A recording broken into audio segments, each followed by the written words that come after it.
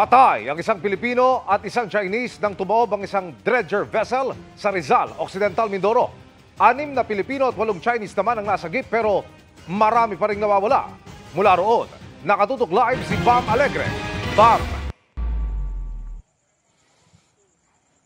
Emil, dalawa nga yung kumpirmadong nasawi at siyang panginahanap sa nangyaring pagtaob ng isang vessel dito sa Rizal, Occidental Mindoro.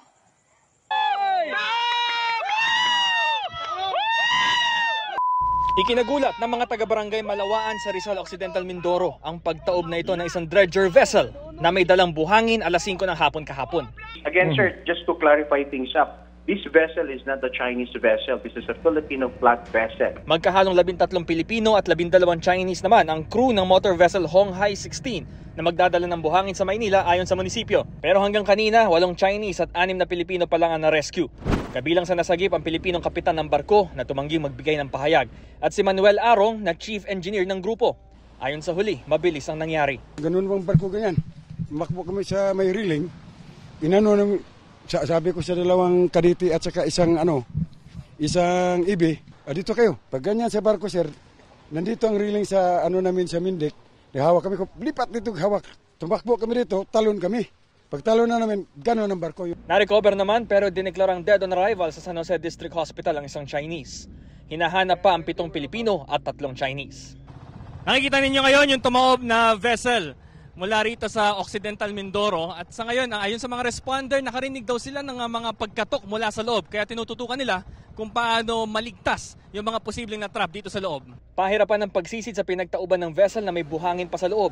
Kaya nang puntahan ang pwesto sa kung saan may narinig kaninang umaga. When they went back, sir, to knock it again, wala na, sir. So, ayaw naman namin i-rule out that yun kagad yung sir, na futile. But we are also considering na dahil naka-upright siya, may possible na debris na tumatama along the, sir, sa katawan ng barko. So, yun yung mga natin, sir. So, focus on recovery. Yes, sir. And assume that they are still alive. Yes, sir. You do things as fast as we can. Pasado alas 2 ng hapon naman nang may ma-recover na bangkay ng isang Pilipinong crew.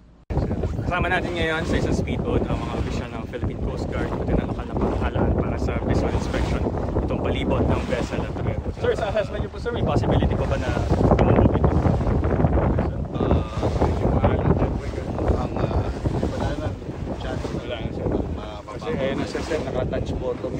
Pinalibutan na rin ang mga oil spill boom ang pinaglubugan ng barko kahit wala itong kargang crude oil at kahit pwede lang matuyo sa hangin ang automotive oil nito. Sa paunang investigasyon, lumabas na kinuha ang Honghai 16 ng Keen Peak Corporation na siya namang partner ng Blue Max Corporation na may legal permit para sa dredging ng buhangin. Unang pagkakataon aniya ito na maghukay ng buhangin sa Rizal ng sand carrier vessel. Nalayong iwasan ang baha roon at sa mga kalapit na bayan. Naglaman siya ng 7,400 according sa record, 7,400 cubic meter. Yung laman na yan na buhangin. And then yung pag-turn niya raw, sabi sa akin ng Chinese kahapon, pag ikot niya, tumagilid na agad.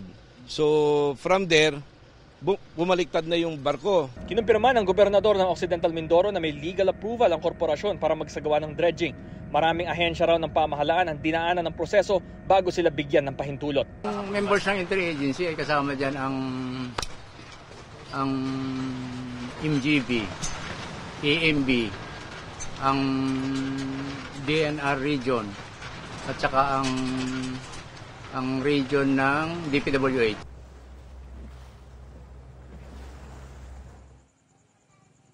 Emil, magpapatuloy ang search and rescue operations lalo't mahalaga ang bawat oras. Natukoy na rin yung ilang bahagi ng vessel na posibleng butasin gamit ang acetylene torch. Live mula rito sa Occidental Mindoro para sa GMA Integrated News. Bam Alegre, nakatutok 24 oras.